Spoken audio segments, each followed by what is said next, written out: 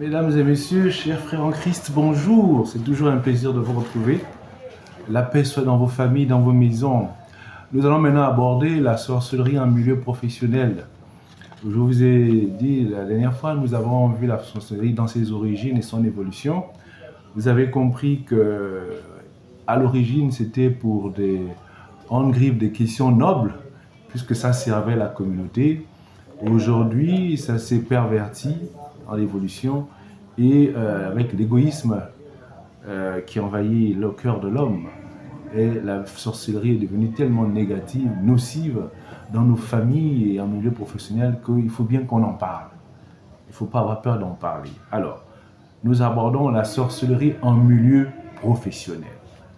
Définition générale.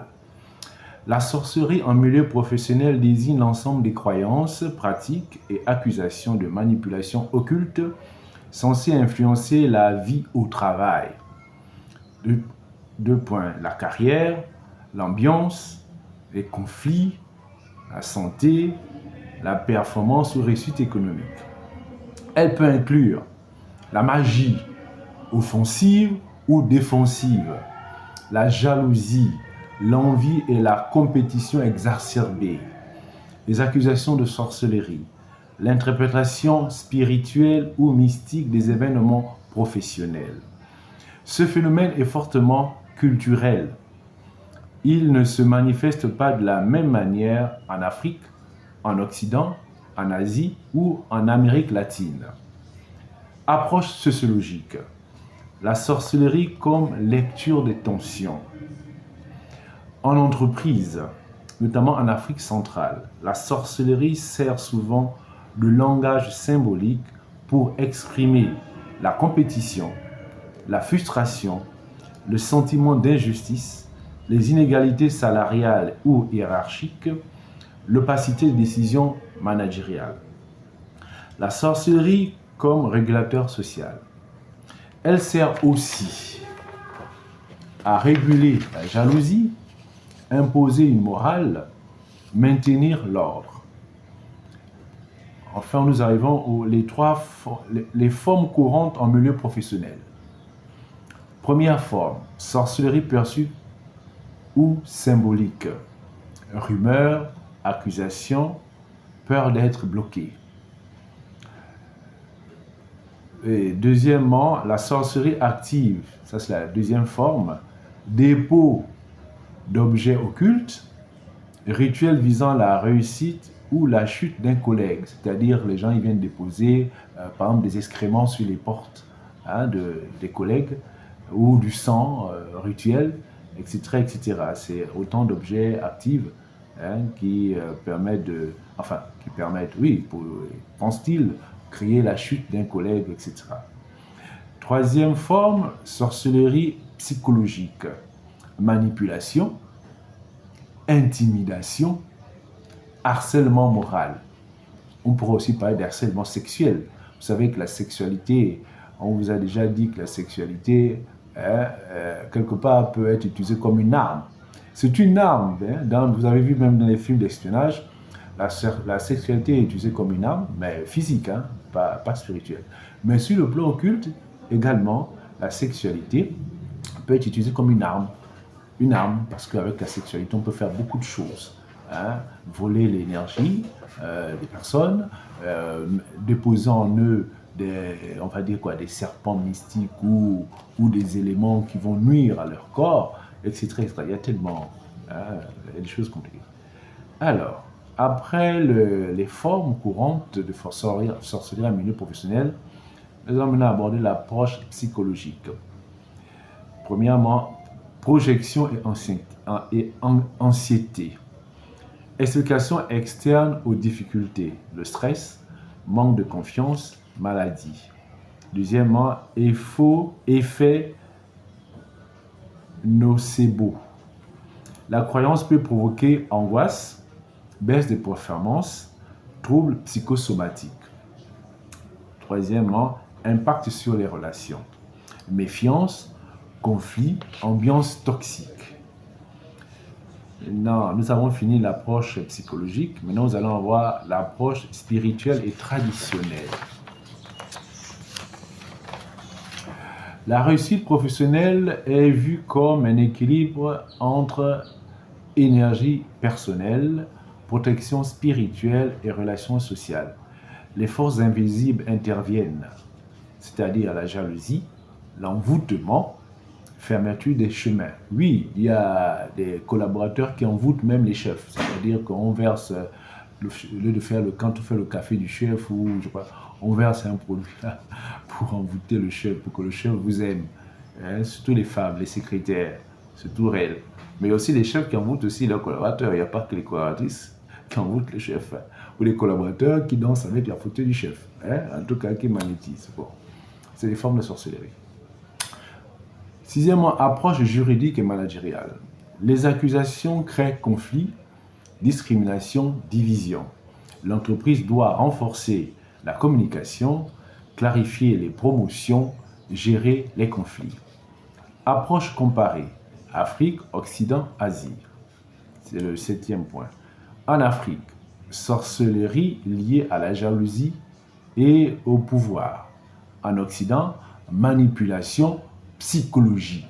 Donc les Blancs là-bas, eux, ils te manipulent psychologiquement. On te fout une pression, le stress, on est en train de te manipuler. C'est de la sorcellerie. En Asie, symbolisme énergétique. En Amérique latine, magie syncrétique. Cause profonde, c'est la compétition, inégalité, stress économique, lien entre visible et invisible. Conseils pratiques, équilibre émotionnel, c'est les conseils qu'on vous donne, hein. Il faut un équilibre émotionnel, clarté professionnelle, croyance positive, confiance en soi, éviter la peur, identifier les vrais risques, consulter un aîné spirituel si besoin, distinguer problèmes organisationnels et mystiques, parce qu'il ne faut pas faire l'amalgame. Il ne faut pas paniquer. D'accord. En conclusion, la sorcellerie professionnelle est un phénomène culturel et psychologique révélant la manière dont on lit la réussite, les difficultés et les relations dans un contexte compétitif. Bon, je vais vous donner quelques exemples. Ça s'est passé au Gabon. Hein. Je connais une dame qui faisait un stage, c'est une jeune stagiaire, et puis pendant son stage, son chef, qui était un blanc, hein, pas un noir, hein, un blanc, lui a remis une enveloppe dans laquelle il y avait des roses. Il lui a demandé d'ouvrir l'enveloppe quand elle sera à la maison et de choisir la rose, de choisir une rose et de lui rapporter. De la lui rapporter. Alors, quand la dame est venue à la maison, elle m'a fait ce compte rendu et je lui ai dit simplement dépose ça là, en tout cas sur la table du salon. Si c'est spirituellement magnétisé, nous verrons les effets. Parce que les effets, ça peut être des cauchemars et tout ça, bien un combat spirituel. Et on a prié naturellement avant de dormir et ce qui arriva. Effectivement, il y a eu combat avec des gens qui sont cagoulés comme les gens du Ku Klux Klan. Vous voyez, du Ku Klux Klan. Ce sont des blancs, hein. Ce n'est pas les Africains, c'est les blancs. Bon, vous avez aussi une forme de sorcellerie. On a déjà dit, les personnes qui frottent des excréments sur les portes des collègues pour les faire chuter, en tout cas, etc. Ils frottent même du sang sacrificiel sur les portes des collègues. Hein, ok. Les chefs qui consultent les ngangas ou les marabouts pour bloquer les postes. Moi, ça m'amuse souvent parce que si vous bloquez un poste, par exemple, moi qui suis, je bloque le poste. Ça veut dire, j'espère qu'on le bloque bien, c'est-à-dire on bloque vers le bas pour ne pas tomber. Mais si tu bloques en bas et en haut, ben, tu restes coincé là et puis tu n'évolues plus. Hein? Si vraiment c'est réaliste, mais cette histoire de bloquer les postes là, sincèrement, c'est pas réaliste. Parce que bon, non seulement le fétiche, c'est pour un temps, et puis à tout moment, écoutez, on vous sera remplacé. Donc, ce n'est pas la peine de croire que vous allez rester éternellement à un poste. Quelqu'un d'autre viendra vous remplacer. Ça prendra le temps que ça prendra, mais quelqu'un viendra vous remplacer, ça c'est sûr. Donc, ce n'est pas la peine d'aller voir les ngangas pour bloquer les postes. Et puis, il y a des effets induits. Je me souviens d'un chef qui m'avait appelé faire on va dire quoi, regarder son ordinateur qui avait quelques soucis. Et puis, quand j'ai voulu m'asseoir sur son fauteuil, il a poussé le fauteuil avec une violence, une rare violence, pour que je ne m'assieds pas sur le fauteuil. Là, vous pouvez comprendre que le fauteuil là avait été magnétisé, hein, de telle sorte que personne ne puisse s'asseoir dessus, hein, au risque de recevoir soit une décharge, soit de démagnétiser le poste, donc de annuler, de détruire le fétiche qui était sur le poste. En tout cas, ça a les deux effets. Soit ça vous frappe, soit vous démagnétisez. Si vous êtes plus puissant que celui pour lequel on a fabriqué le poste, là, le poste a été magnétisé, mais vous allez tout dérégler, tout démagnétiser, et lui, il va perdre le poste, hein. Ça c'est sûr, hein. Ok?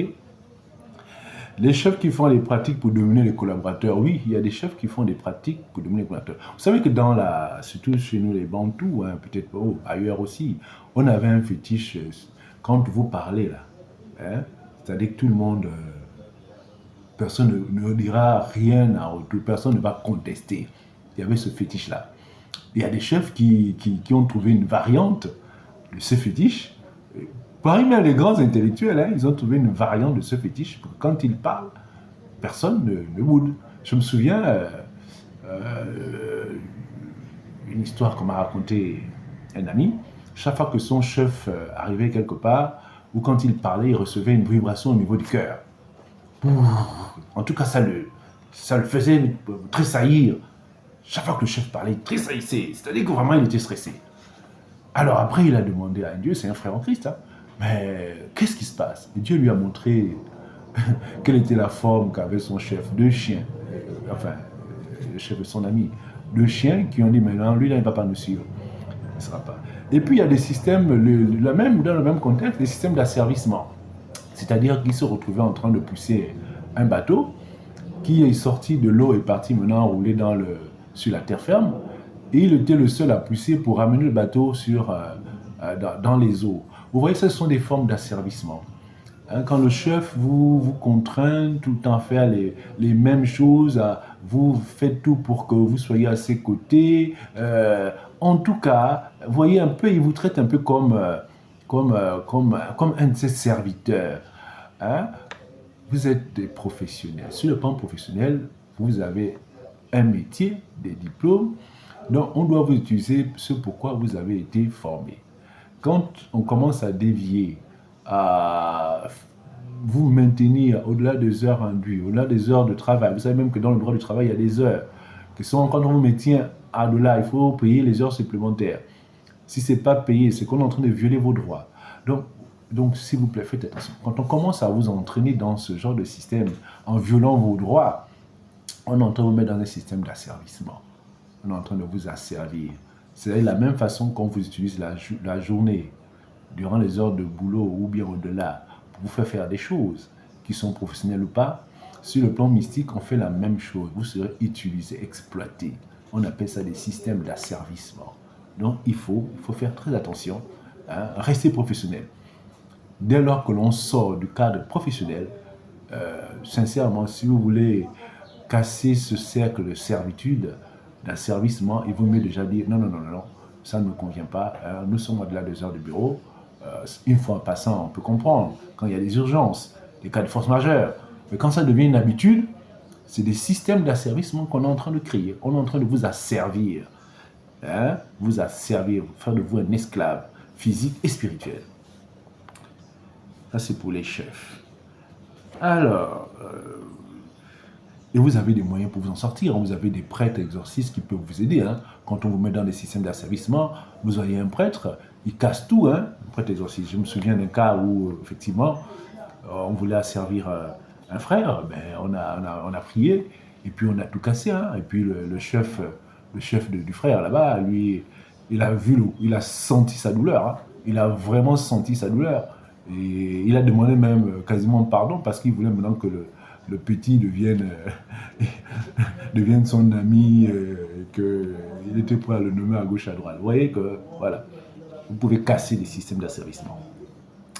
Il y a aussi, encore plus nocif, les fusils nocturnes et les autres sortilèges. Vraiment, je ne sais pas pourquoi les gens sont si méchants. Même au travail, on amène les fusils nocturnes pour balancer aux autres. Moi, je n'ai jamais vu ça. Je vois des jeunes, des adultes qui... c'est pas possible. De grâce, arrêtez les fusils nocturnes en milieu professionnel. Et partout même, arrêtez, c'est pas bon. En tout cas, à vos risques et périls. Parce que quand le fusil nocturne n'atteint pas celui qui... Je connais quelqu'un qui déposait le fusil nocturne devant les portes des bureaux des collaborateurs. Mais malheureusement, lui-même, parce que quand ça n'atteint pas, quand les gens vont se blinder à gauche, à droite, quand ça ne les atteint pas, ça retourne chez vous. C'est-à-dire le retour à l'envoyeur ou le choc en retour. Et quand ça retourne chez vous, eh bien, vous sentirez vos douleurs. Hein. Je connais quelqu'un qui en est mort. Il était bien content de déposer le fusil nocturne aux autres, mais quand les autres ont fait les retours, envoyé les chocs en retour, ben, il est mort. Et d'une mort malheureuse. Mais vraiment, il est mort quand même malheureux. C'est pour vous dire que ce petit jeu-là, c'est pas bon. La sorcellerie en milieu professionnel, c'est pas bon. D'accord. Donc, il y a les chefs aussi qui, rien qu'en vous saluant, peuvent voler votre énergie. Vous vous sentez, dès qu'on vous salue, vous vous sentez fatigué. Juste après le salut, la poignée de main. Ça, c'est de la sorcellerie. Ou bien vous sentez une douleur à l'intérieur de vous. Ça, c'est de la sorcellerie, c'est des sortilèges. D'accord? Mais vous pouvez vous en prévenir, par la prière. J'aime la prière et tout ça. Généralement, pour quelqu'un qui est jeune, qui prie régulièrement, le choc en retour est quasi instantané. Choc en retour. Ou bien Saint-Michel Archange, lui-même, il prend les devants et puis il se met à frapper. Et quand il se met à frapper, c'est sans pitié.